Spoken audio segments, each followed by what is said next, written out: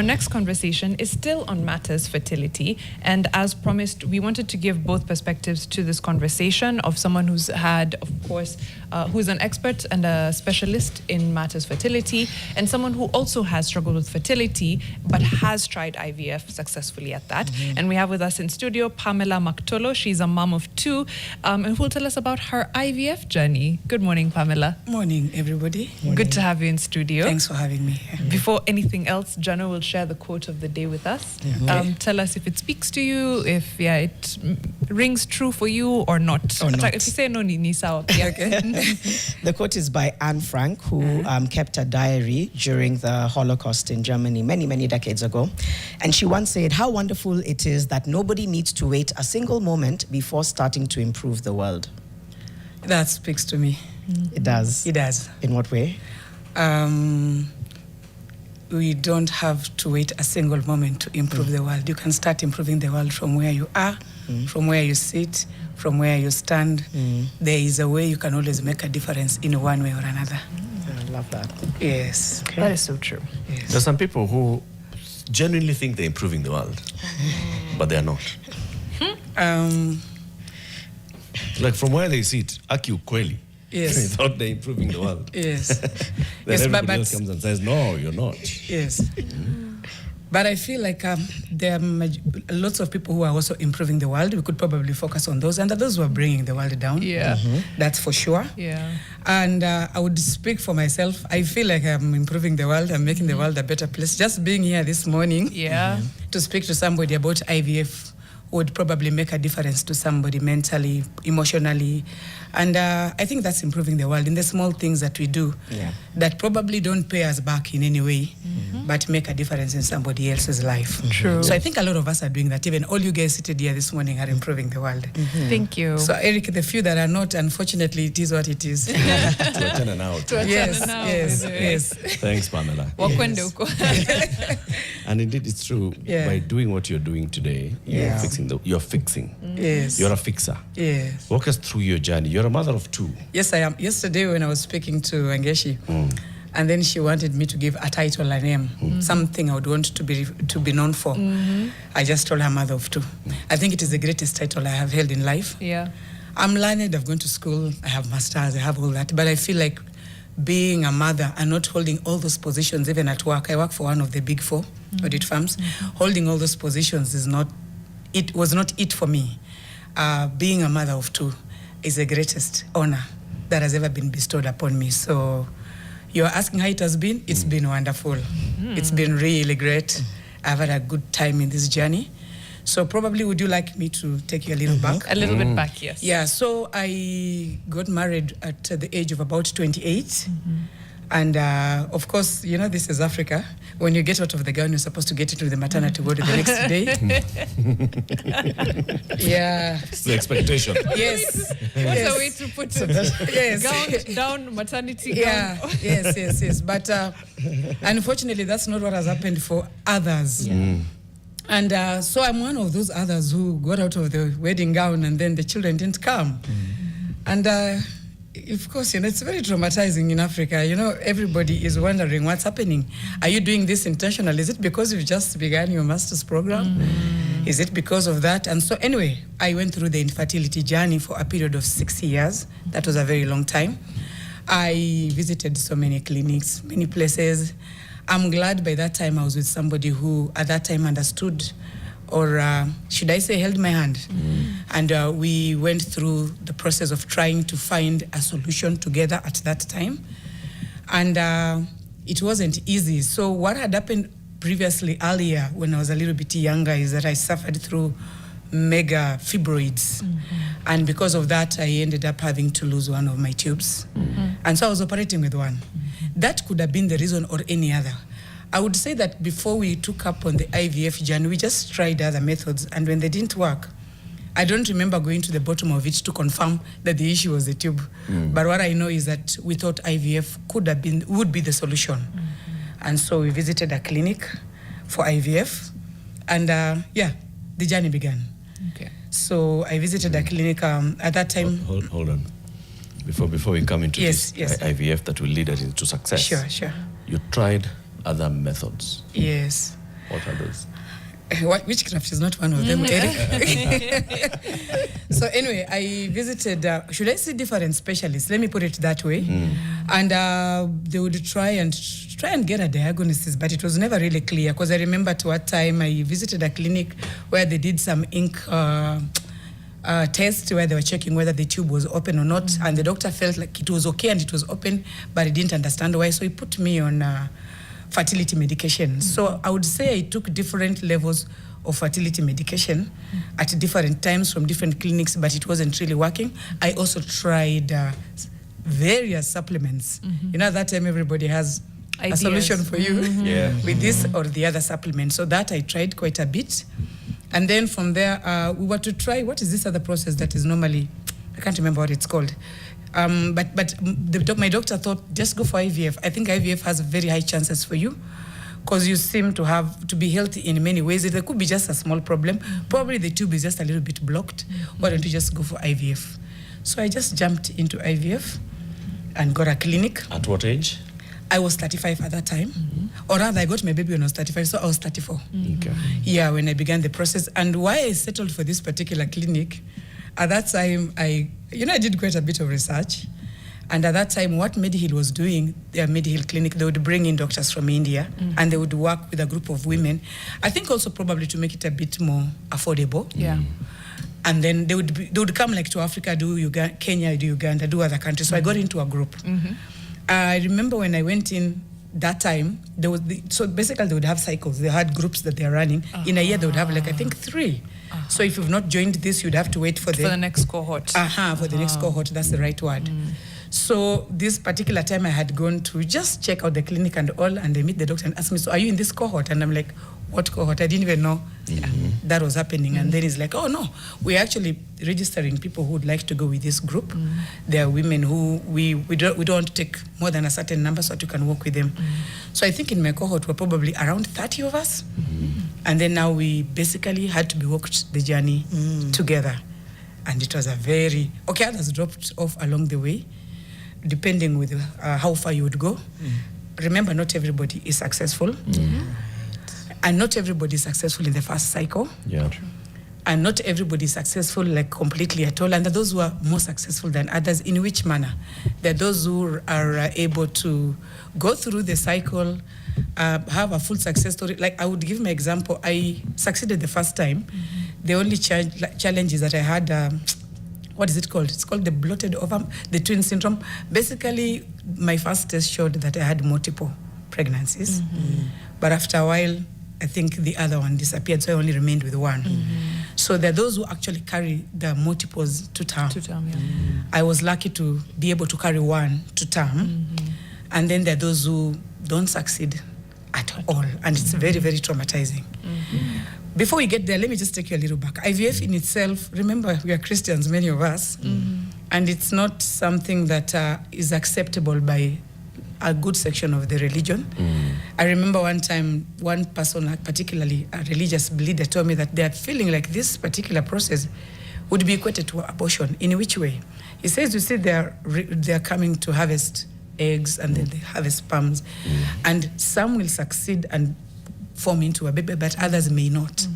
So basically what they're saying is that if they don't, it's like you've discarded a human. So that would be equated to an abortion. But Except then your body discards of thousands of humans. Thank you. But this one, the problem is, this one probably would have been formed There's been some level of fertilization. Yes. Okay.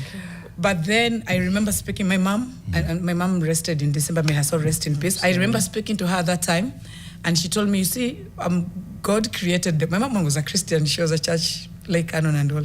Said God created the world so that they could give us knowledge to be able to do things to make our lives better. That is why when you break your leg at times and a bone in a particular area may not be fixed, they could put a metal or something to cover the gap. So that's how she looked at it, and it really made a lot of sense to me. This is just a challenge, and we're finding a solution. It's not that you're not getting babies from yourself. They are. Only that probably it looks like the process will be different from other people, where it has to go through your fallopian tube to your uterus. So it's just being assisted, and she didn't feel like there was a problem with it. So I took it head on, and I proceeded with it. I love that you had an advocate like that in your corner, because I think, like we were just talking to Dr. Wanjiro here, and she said stress is probably one of the biggest factors for infertility in women. But even now during IVF cycles, she's like, if you're stressed, siwezi kukusaidia, because that will also, you know. So the fact that you had someone in your corner is something beautiful.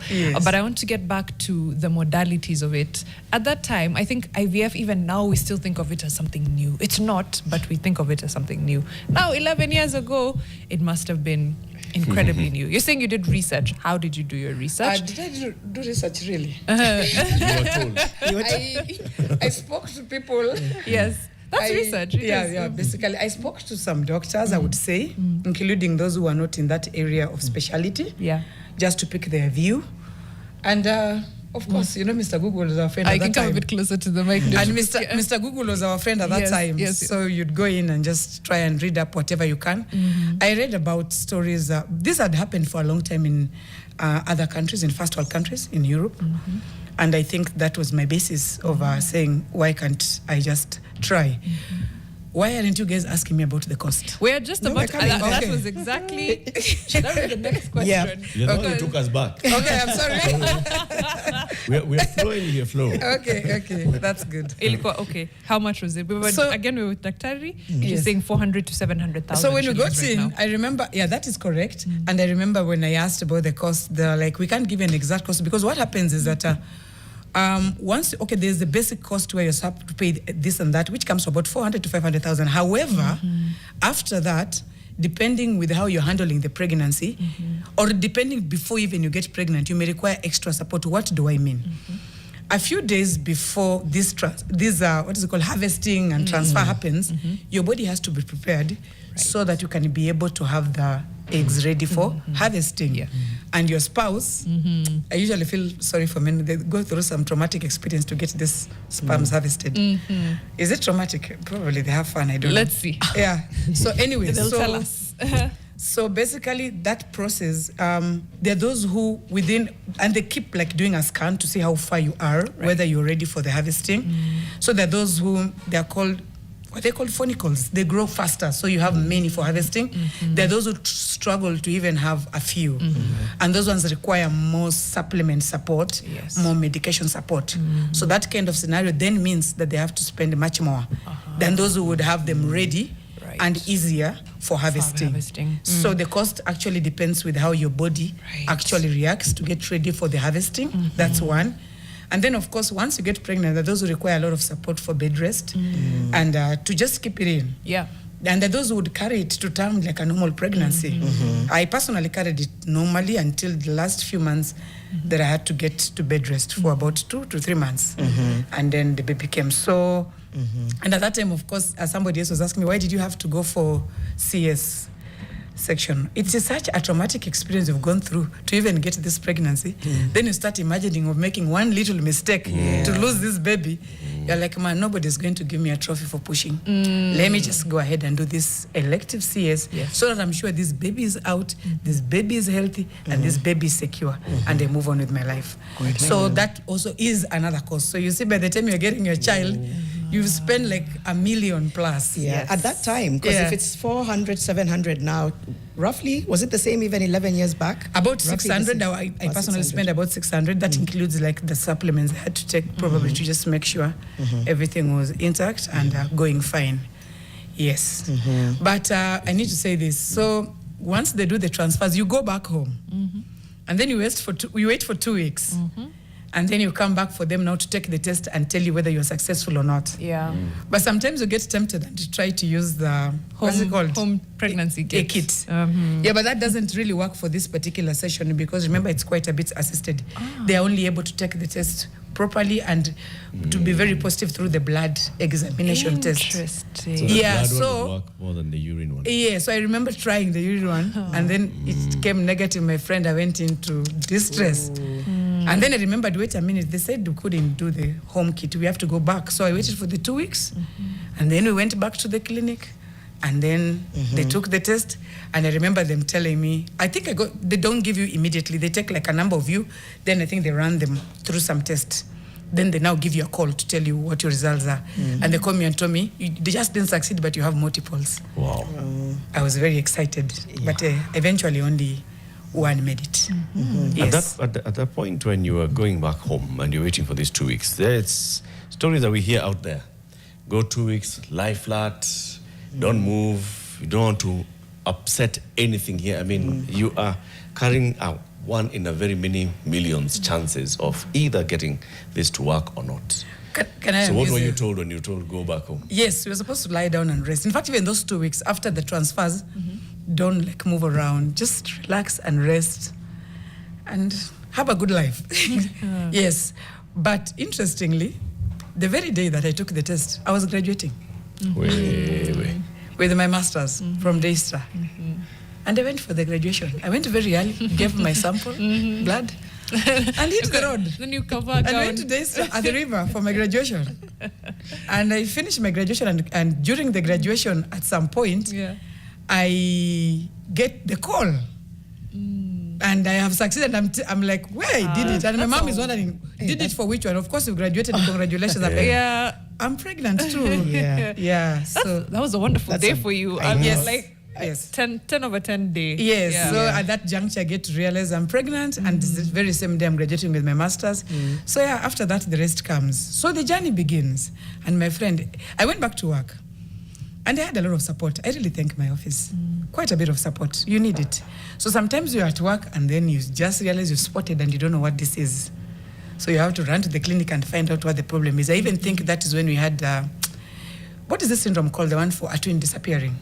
Yeah, I'm going to... It's called, there's a term they use where you could be pregnant with twin. They call it vanishing twin syndrome. So I think that's what I experienced at some point. So you get to spot and you don't know what's happening because the spotting is looking crazy. You run to the clinic, they check, they're like, the pregnancy is still intact. Now get back onto bed rest for another 2 weeks. You want to go to work for these 2 weeks, and then after that you can go back. You go back at some point, something else happens. So it's a crazy journey. It's a crazy journey. And then remember, I had mentioned about fibroids. So as I was taking all these supplements, medication, and support to make sure the baby is growing well, I was also feeding the fibroids. Oh. Yep.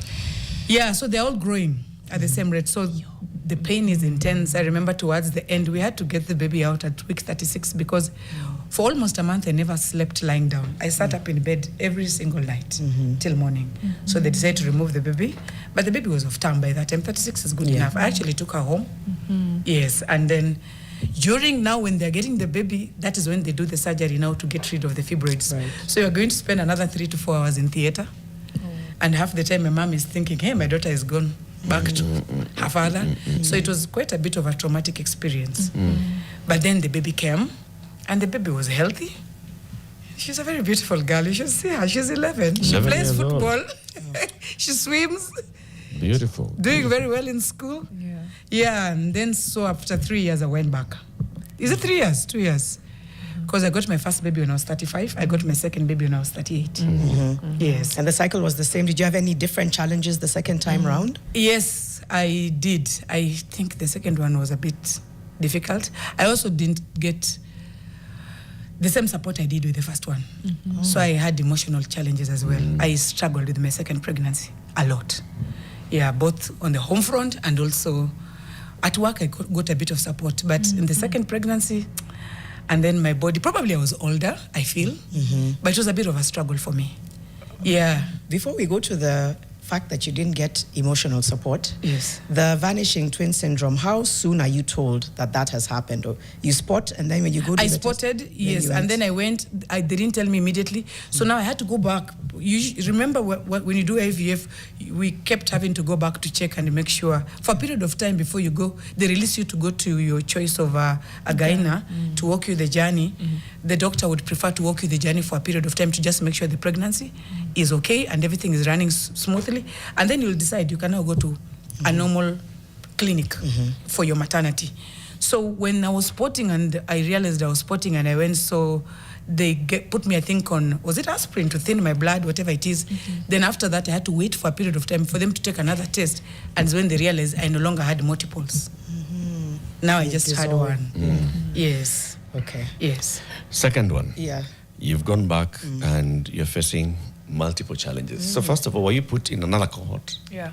Like, was it the same? No. provider. Remember, I'm already pregnant. Okay. So I don't need to go to a cohort again. The I second- succeeded in my first Cycle. cycle for Right. my first child. Yes. And even for my second child, I succeeded in my first cycle.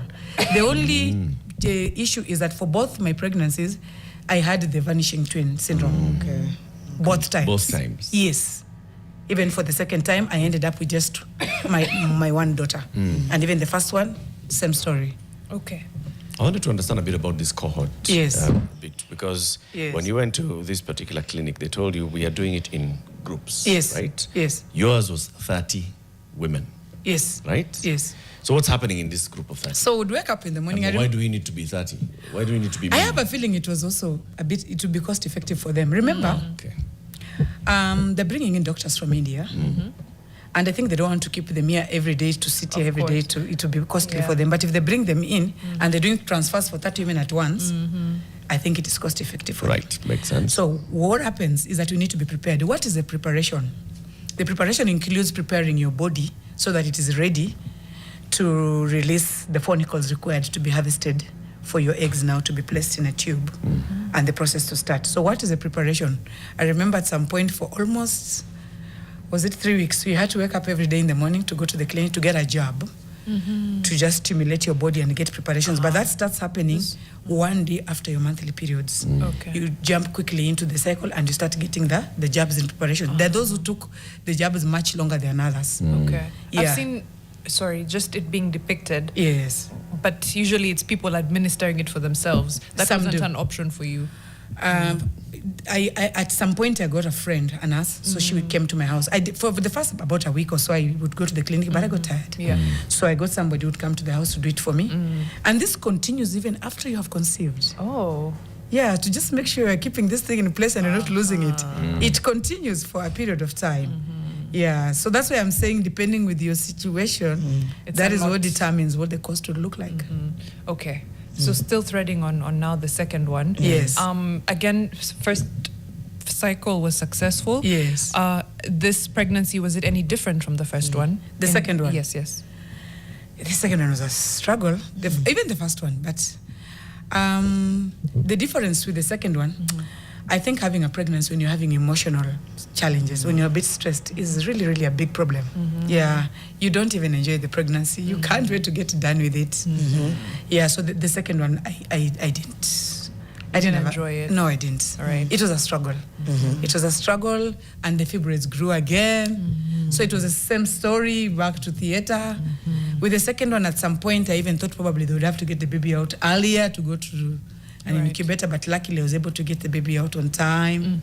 We did 37 weeks. That's, Okay. Yeah, we pushed. Yes. And you had a toddler, so it was also I tricky did. I to had a toddler balance at all home. that, yeah. Yes, so it was a bit of a tricky journey to balance it. Yeah, but also the second one, I succeeded again. Right. Yes. And a massive congratulations. Thank you. 11 and 7 now. 11 and 7, they're doing very well. I Yeah. have never, somebody would be asking me, so are they going to face health challenges? Which ones? Nothing. Which one? We've lived a very healthy life. Yeah. Yeah, we did clinic just like the other normal children. And I would even say that those who follow me on social media share a lot about my kids. I know you agree with me that my children are very smart.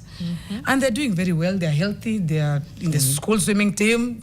They're traveling the world. They're playing football. They're doing all manner of stuff, just like all other normal children. So it was just an assisted way to make sure I got pregnant. Yeah. But it doesn't make it look like it was nothing unnatural. Yeah. Yeah, I was even going to ask you, what are those IVF myths that you wish people would stop believing? That's Yes, one. yes. Is there another major one that people say that they truly believe around IVF that you wish they'd stop They're believing? imagining that you've created your own human being and placed in you. But remember, you've used my eggs Yeah. and the father of the child's sperms, which I don't know, you've not asked me about. I know a bit about what happens to them. Anyway. You tell us. So I don't see the unnatural here. The only thing is that instead of these two meeting, like they would meet in a natural conception and going straight to the uterus, and because it cannot travel as it should travel, the traveling journey has been assisted to make sure it gets to destination. And this will be the same thing even with surrogacy. But there's some of the women in our cohort who are coming for surrogacy. At that time, imagine in those days, And, you know, it was very, someone's not like, okay, why is somebody else carrying a baby for you? But they were there, even the mothers whose babies are being carried. But it is actually your own egg and your partner's sperms that somebody else is just using their uterus as a vessel to carry for you. But if you went for DNA, it is your child 100%. Yeah. Right. Yes. Was your second born, sorry, Maya, also CS?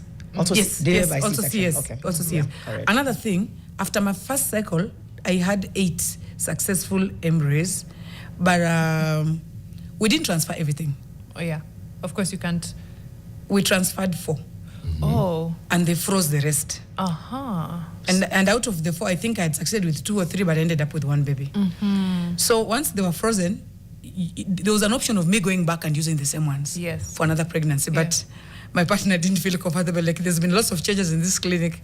How sure are we? They didn't move them to the other. Yeah. They even changed the floor. They moved from, I think, first floor to operate from 3rd floor. All That's those. fair. So How do we know this is ours? The one labeled ours is ours. yeah, so we don't know. So we said no. We just want to do this thing all over again. Afresh. Okay. So I had Would that have been less costly? Probably, yes. Probably have been a less costly, but we said, no, let's just do it all over again.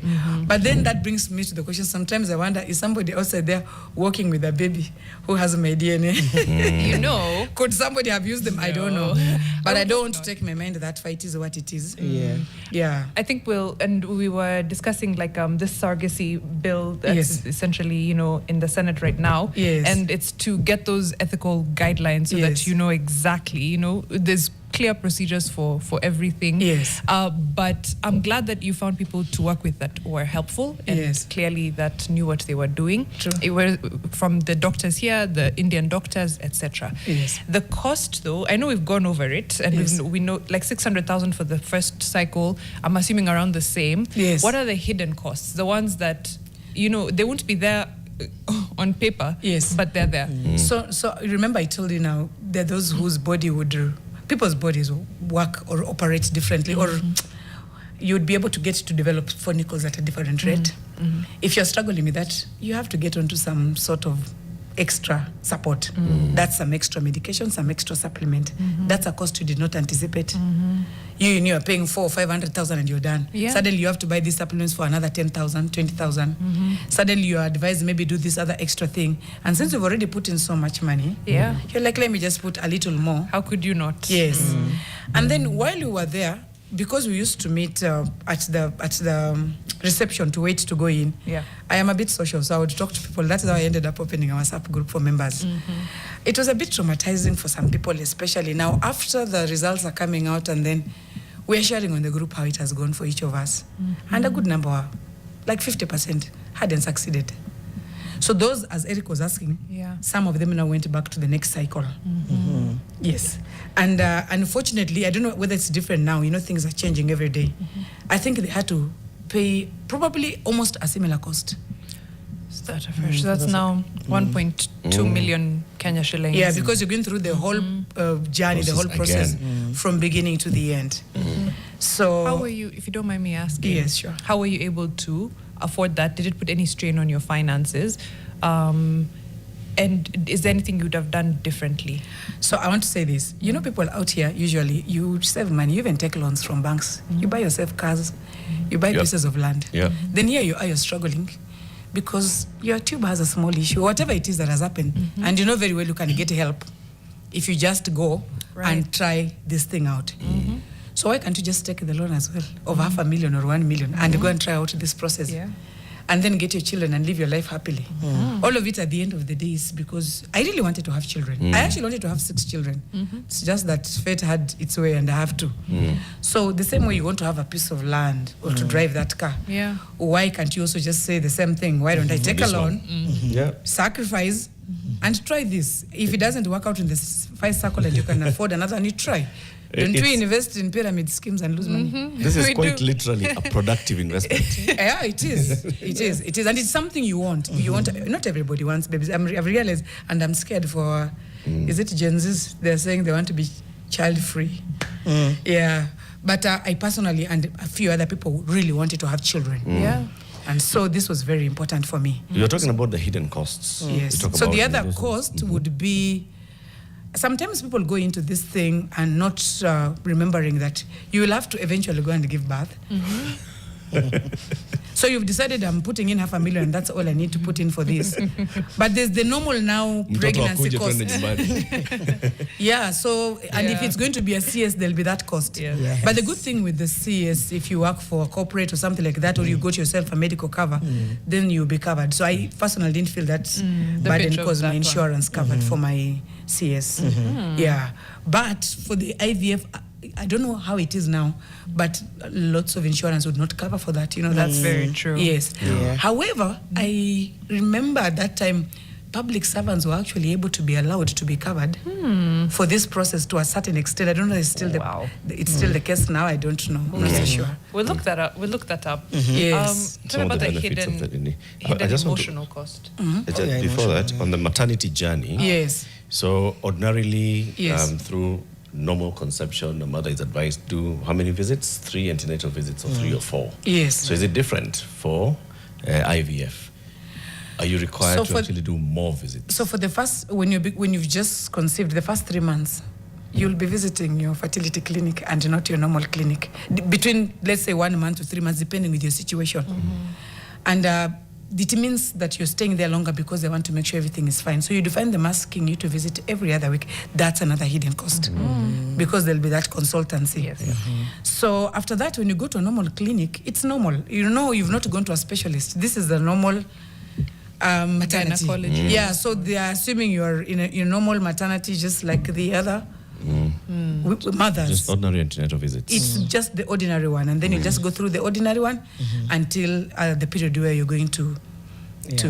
But I remember my fertility doctor recommended a gyna, but you know that time you don't want to make any mistake, so I went to that gyna to the very end of the journey. You don't want to mix stories. No, whoever he recommended is the person I worked with, so that if there's an issue, the two of them can communicate and agree on the way forward. So Eric, after you're done with the fertility clinic, it becomes a normal pregnancy, normal journey. Okay. Yes. Mariam was asking about counseling and psychosocial support. So are you required? Yes. Because throughout this journey, in fact, the doctor was telling us one of the most important critical things is your mind and your emotion. Yes. You know, and throughout this journey. Yes. So did you go through that, like, as a requirement, go see a counselor? No. At any point in your group of 30, as an individual? So it is like grief. You know that those who go for therapy, there are those who don't go. They just take it head on. So I think that one was at an individual basis. You'd have to make that decision by yourself. Personally, I don't know why I did not take therapy. And I remember, and I'm sure I was really struggling with this pregnancy thing at that time. But I believe that those who actually went and took therapy for this journey. I personally didn't. But also because I think the first round, as I told you, I had quite a bit of support. The second time, I just took it head on and walked the journey. I didn't do therapy as much. So no, it was not a requirement. Probably it is now. And I believe it should be because it's really, really an emotional wrecking journey. Right. Friends, family, what is that? What's that journey like? Any losses or any costs as well that come with this journey? Were there friends who just fell out the way? Do you gain new friends? What's that journey like? With the IVF, I wouldn't say friends. I would say, okay, you know, you have very religious persons around you, family, friends, who may not feel comfortable that you're doing this. So sometimes the best way is just, even those who are watching me today and they're learning for the first time that I undertook IVF. So I chose who to share this with. I decided this is an open-minded person and I'll walk with them the journey. But there are those who don't have that kind of thinking. So I decided to just put not to walk with them the journey. However, we had like a Facebook page where we're sharing, and since we were all in the same journey, we're giving each other support. It was so much easier to talk about it on those pages. Yes. Yeah. Because you're on the same journey. Workplaces, yes, even from you and the other women who are on the pages, yes, do you get the sense that workplaces understand these issues, support women? Depends. I remember in our social group, in our WhatsApp group, that time, there were ladies who were really going through hell because they couldn't even get time to run and take these jobs in the morning, and then they have to run back. Of course, you'll come to work a little bit late. Not everybody has understanding workplaces. I think you agree with me on that. So there are those who actually struggle, but also I think I know why. Not everybody spoke to probably their HR and the rest. I personally went and explained to my HR about my journey and my plans, and that I would be requiring some time off. So I began with this thing from the first footing with them. I walked this journey with them. But see, as you said earlier, not everybody talks about this kind of journey. So some people didn't want anybody to know about this. It's like there's a huge secret. Yeah. With the men, I needed to say this. Remember when we were going for this process, men also now come in. And then men usually don't talk, and they don't talk to each other at all. I don't even think. When they meet. Even when they meet there, I don't think. Yes, I don't even think they like ask, what's up, man? As guys would talk like, so you how many phenicals did you get to harvest? I don't think they have that kind of conversation. And then I would feel sorry for them, because now at the point where they have to go and get the harvesting, they do it by themselves. There's no assistance. You're given a room, magazines, a key, get in there, do your business, bring us results. But remember, some of this IVF is not necessarily entirely because of infertility amongst the women. It could be the men. And some of them probably will go there, and you'd hear someone saying, my eggs are okay, but he struggled. He didn't manage to get the sperms. He has a very low sperm count. So what we have done, we have frozen, and then he's going to do a cycle and take more supplements so that he comes and tries again to give the sperm. Maybe the sperm count will be better. And a lot of that is because of course, I think the doctor has explained earlier on. There are many factors. So there are those who would not get the right sperms, and the doctor will be like, man, we got just one and it's struggling. We don't want to mess up those eggs. We would want you to go home, sleep well, take a lot of water, come back after 3 days. Let us try this again. Wait. So, Pam. Yes. So you were placed in a group with a group of 30 women. Yes. Right? Yes. Was the man placed in a group of 30 men? But you remember, you all together now, you all 60? when I say 30, I meant 30 couples. Those who are using couples are those who are doing probably, I don't know whether there are those who are doing sperm donors, I don't know. But when I say 30, I would talk about the women because we knew each other. We formed a WhatsApp group. We added each other there. But each one of us had a man or a way we were going to get the sperms, remember? But them, I don't believe they had a group. I would have known. They didn't. It was just everybody for himself. And men don't talk about these things.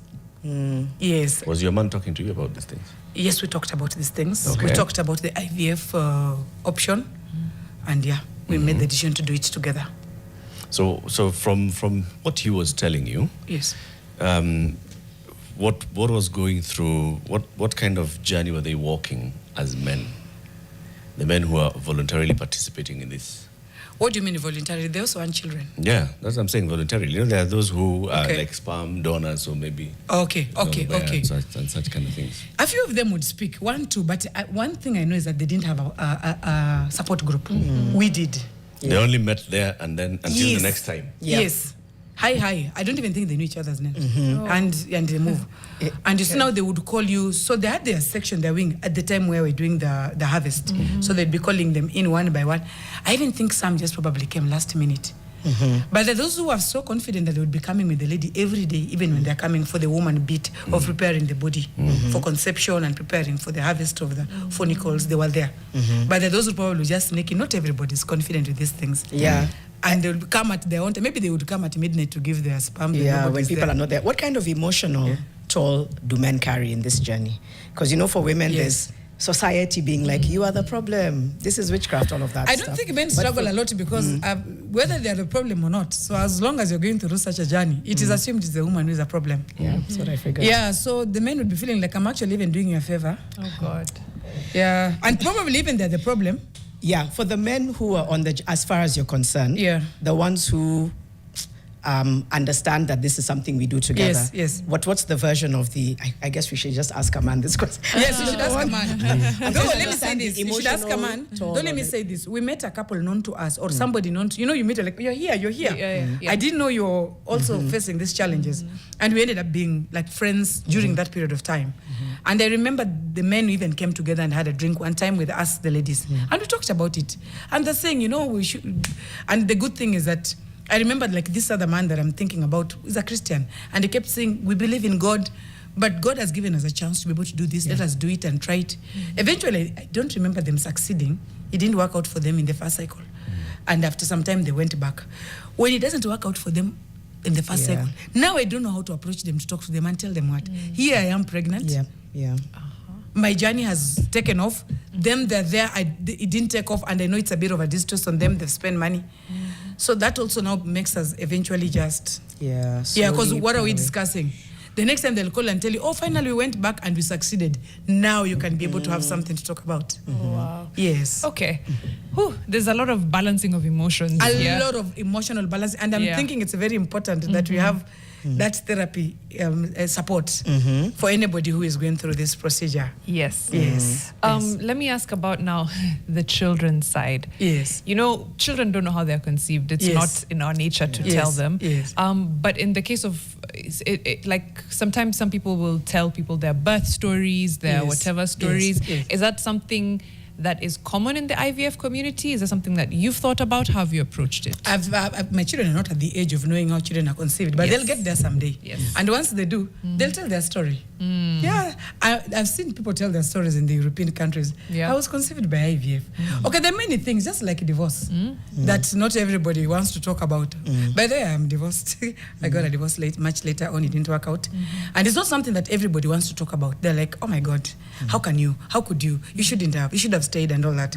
It is the same thing with the IVF. With the time right now, everybody's talking freely. I can sit here today and tell you guys, my name is Pamela and I am divorced. Yeah. You couldn't do that before. We couldn't do that before. So in another 10 years, I'm sure somebody will sit here and say, my name is ABCD and my mother conceived me through IVF. Yeah.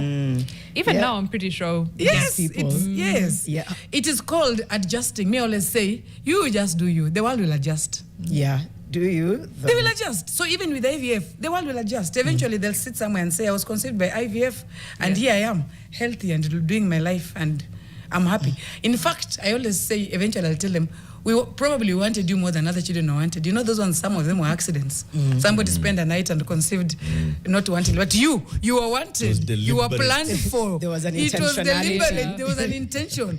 So I wanted you even before you existed. That should make you even feel more loved.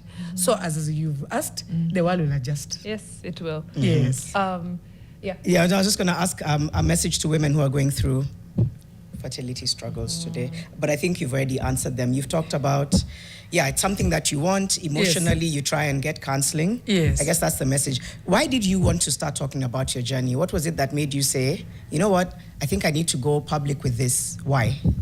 Two things. First, I talk about everything.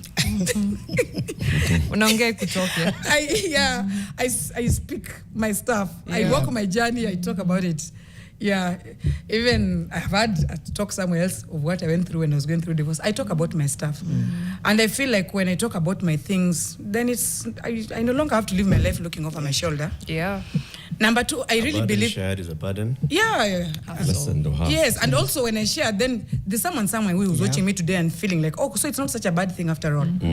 So the other thing is that I think it will make a difference for somebody. Somebody will reach out and say, Pamela, so how did you do it? I also would like to do it. I was scared. But I'm here telling you, don't be scared. You want to have children. You have the capability. Try IVF. There's nothing wrong with it, and it's not unnatural. And your children are going to be very okay and normal. People will scare you and tell you, oh, you'll give birth to children who are... No way, my dear. You'll just get your normal children, and you'll raise them. So I would like to continue encouraging women that if there's a way that you can be able to get help with the infertility issues, to help you get children that you'd like to get to, by all means, go with it, go with the flow. The world will adjust, your children will come, you'll be happy. Yeah. You guys see the way I'm happy with my children, and you're living happily ever after. So I quite love that. I just want to get into the feedback before I ask you one final question. Yes. Esther Ngaira just said strength with like this emoji, the one for the muscles. Oh, nice. Kimia says, at least away from all the politics, we need like inspiring stories like this. Yes. And she's laughing at Vile Umesema, very smart kids. Yes. Alice Mondo also finds it quite inspiring. So does Abby Zaina. I wanted to ask about perhaps the changes that you've seen, because I'm assuming you're still part and parcel of IVF communities. Yes. The changes that you've seen over the last decade, since now you're firstborn, 11 years later, what are the changes in the growth of the community and the way IVF is perceived, and the numbers, kila kitu tu? Of course, the numbers have gone higher. I don't know why. I think also the factors that are leading to infertility are more. Is it our ways of life? I don't know. We have more clinics now. More clinics have been set up. And that has even made, I think the cost is cheaper than it was before. And I think it's getting cheaper every day. Really? Up of 400 to 700, see, but only the same too. Before it was probably 600 to 1 meter. So I think it's getting cheaper because now there are many options. And then the world is adjusting more. That to me is the biggest change. The world is adjusting. So people are embracing it and they're talking about it. Here we are, who would sit on NTV 20 years ago and say, you know, I'm going through something called IVF. Yeah, where I have to be assisted to carry my pregnancy, you know. Now we're talking about it more. Yes. And yeah, there are more changes. And if anybody feels like they're scared, they may not be sure that these are their children. I've personally even just decided to do DNA, not for any reason, but just to make myself happier, probably. And they are my children. They are my DNA. Yes. With the increase, of course, in uptake and all, comes also the increase in risk of quacks infiltrating. True. So talk about that. Yeah, so the quacks are there, very many of them. First and foremost, it is always declared from the beginning, a lot of times, that the chances of success is, I think, 30 to 40%, something like that. And they will use that to cover up. They will set up clinics, call you up and tell you, but didn't we tell you? The chances are 30 to 40. So you are lying in the 62 and the other percentage. And that's why you didn't succeed. And remember how much money you've put into this. Because I think for this process to go through the whole entire, there's so much that has to be put in. I don't believe everybody has worked in to put all the requirements that can assist to make sure the success stories are higher. However, the best way to know it, if you're being referred to a clinic, look for any success stories from that clinic. Right. That could be a pointer for you. I don't know if they've answered. Genuine, genuine success. No, you've answered. Yes. You've answered. A success story could be one. Yes. It could also just be a chance. Yes. Right? Yes. So there's looking at their track record of the facility. That's the thing. But also looking at the regulation of the facility. Yes. That you make sure that the Kenya Medical Practitioners and Dentists Council actually has licensed this facility. True. Has visited and inspected the facility and given it a clean bill of health. Yes. So that you are sure there's somebody, a regulator, who's done the job that they ought to have done on this. Agreed. Now, you'll also find many people who are starting WhatsApp groups, who are creating content online. Telling you it's cheaper, come, I can do it for you at a cheaper rate. Yeah, or telling you, you know, I can take you to somewhere. You know, they are agents of the rogue people. How do I tell whether whoever is creating content and distributing content online or in all platforms is actually also... Can I answer that with a question to you? Today, how would you tell that this clinic that I go to treat myself and my children, these are quacks or not? How would you tell that? By doing background checks. Same thing here. You do a background check. I don't think there's any other way. Yes. But quacks' existence, they will be there. Especially given the cost, they'll be offering you at a cheaper cost. Someone will tell you, we can do it for you for 200,000. Yeah, and then of course, you're like, okay, let me save 200. But when it comes to your own children, I know you can do anything for your children. The same way I told you guys are taking loans to take pieces of land. Get money and go to good clinics. Take loans if you must. I want to take you back a bit, and Jack, so you let us know when we're ending up. When it comes to divorce, because you said you've shared it, was part of it the strain of this journey, or was it something else from what you're able to share? Not really. Okay. Yeah, it wasn't part of this. Yeah, the strain, because if that was the issue, then why did I stay for the 6 years? Okay. And there were no children at that time. Yeah, there were other factors that came up much later when the children are already with us and they're growing up. So this was not part of the strain. Yeah. Yes. All right. Yeah. Thank you so much, Pamela. Thank you so much. So open. Thank you for sharing. I really appreciate. I love that you give this journey like a human face, which is something that sometimes we don't see. It's more statistics, it's numbers. It's daktaris who are, it's great to hear from them, but it's good to hear your perspective as well. Thank you. Your daughter's birthday is on Saturday. She's turning 11. She's turning, happy birthday, Mama. Happy birthday to her. Yeah, she's turning 11 on Saturday, and Abigail is 7. She'll be turning 8 in August. Congratulations. Thank you so much. That is Pamela. She's a mother of 2. You don't need any other explanation. I'm a soma, but She's a mother of two. I am a Miss mother. Kia. That is my biggest achievement. Miss Kia. Thank you so Thank much. you so much. Thank Hashtag you. is Fixing the Nation NTV. We have to love you and leave you, but tomorrow we'll be back bright and early, 6 to 10 a.m. for another edition. Tutakuwa kwa ground mahali. If you want to know where, you just tune in. Of course, from myself, Mariam Bishar, from Eric Latif and Janet Bugwa, asanteni sana. Thank you. Thank you. Your world is coming up next, and they're discussing MTV Sugar. Yes. Your peoples. My peoples. The reality behind the glamour. Of all the guests that will be here, Mariam Bishai is not among Surely. them. Ebu, please cross over to the set, Maria. Take a set moja to another After one. here, So just there'll be actress Mwende Kingori, actor Matthew Ngogi, director Janet Chumbe, series producer Dina Mwende, Arnold Mwanjila, who's a writer. And then also from 11, they'll have Rua, who's artist, and Hassano, artist. Talking about love, choices, and consequences. MTV Sugar. Mashariki. Season 2 is out, by the way. Just saying. Just saying. Bye.